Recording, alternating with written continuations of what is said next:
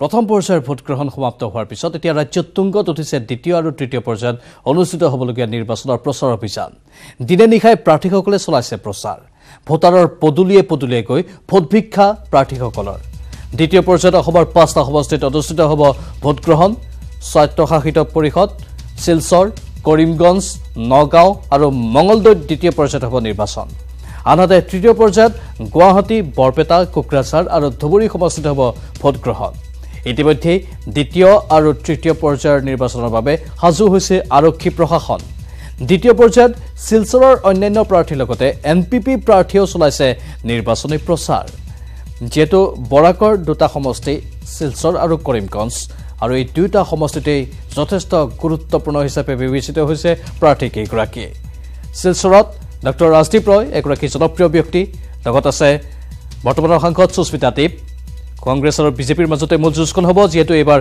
এআইডিএফে প্ৰাৰ্থী প্ৰক্ষেপ কৰা নাই সমান্তৰালভাৱে কৰিমগঞ্জত আছে বহুকেইগৰাকী প্ৰাৰ্থী ত্ৰিকোণীয় যুঁজ হ'ব তাত কংগ্ৰেছ এআইডিএফ আৰু বিজেপিৰ বৰ্তমান অনিৰুদ্ধ লস্কৰ আমাৰ সৈতে পোনপটীয়া সম্প্ৰচাৰত আছে অনিৰুদ্ধ জানিব বিচাৰিছো বৰাকত কেনেধৰণে বতাহ বলিছে ঠিক আছে প্ৰাঞ্জল যেনেদৰে এই আমি দেখিছোঁ কাইলৈ নৱজোৎ সিং সিদ্ধু আহিছিলে হিমন্ত বিশ্ব শৰ্মা ডাঙৰীয়া কৰিমগঞ্জত সভা কৰিছে আজিও বহুতকেইটা আছে কনৰাড চাংমা মেঘালয়ৰ চিফ মিনিষ্টাৰ এনপিপি সুপ্ৰিমো আজি ইয়াতে আহিব সন্ধিয়াত হিমন্ত বিশ্ব শৰ্মাৰ ৰোড শ্ব' আছে কাইলৈ প্ৰিয়ংকাৰ আছে কংগ্ৰেছৰ এনেদৰে গোটেই 16 তাৰিখলৈ চলিব আমাৰ লগত এতিয়া এনপিপি কেণ্ডিডেট নাজা ইয়াছমিন মজুমদাৰ লগত ঘৰতে আছোঁ আমি কথা পাতিম নাজি ইয়াছমিনৰ লগত first of all welcome to News 18 ma'am today Conrad Sangma is coming What are the things that you would like to project before the entire voters you want? Before the entire voters of Kachar district, I would like to project the lack of development in Kachar, the condition of our roads, our only industry is closed, and at this point of time, I think we should shun this politics of corruption, this politics of publicity. In this gimmick of politics of publicity and corruption, the voters are losing the value of their vote. They should understand that vote is very valuable, and Kachar at this point needs a facelift.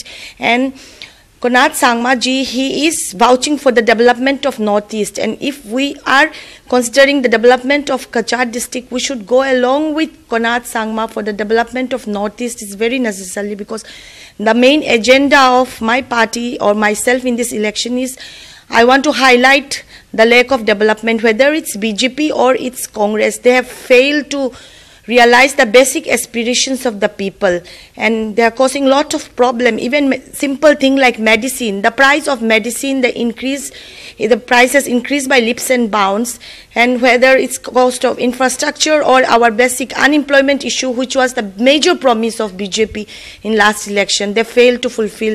There is unemployment in Kachar district. But this time when you were contesting, Congress is portraying you as a BJP agent. What do you have to say about that? Congress has no other issue to tackle a third contender who is giving them a strong fight. We are opposing CAB, Citizenship Amendment Bill, and BJP is supporting CAB. So you can see the contradiction. How can it be that we are an agent of BJP? It's very funny.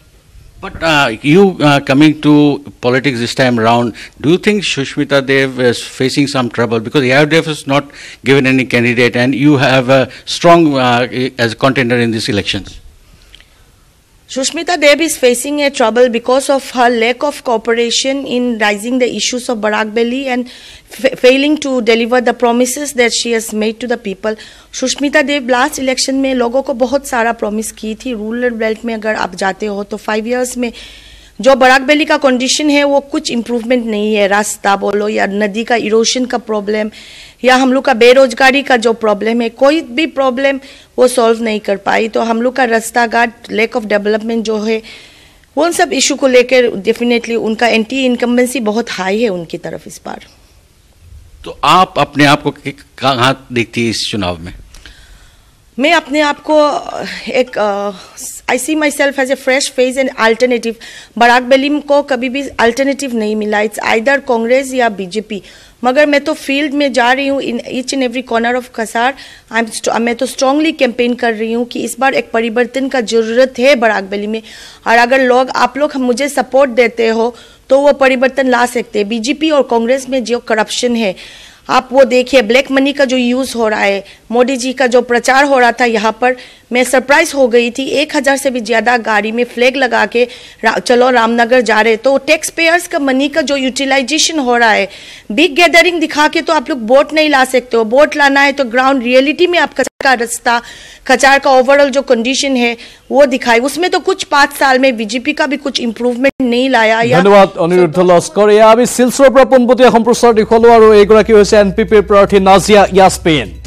যথেষ্ট তীব্ৰ প্ৰতিদ্বন্দ্বী নাজিয়া ইয়াছমিন, কাৰণ এবাৰ AIUDF তাত প্ৰাৰ্থী দিয়া নাই, আৰু যোৱাবাৰ যদি 2014 চনৰ লোকসভা নিৰ্বাচনলৈ চাওঁ, শিলচৰ লোকসভা সমষ্টিত যিগৰাকী এআইইউডিএফৰ প্ৰাৰ্থী আছিল তেওঁ প্ৰায় 84,000 ভোট লাভ কৰিছিল।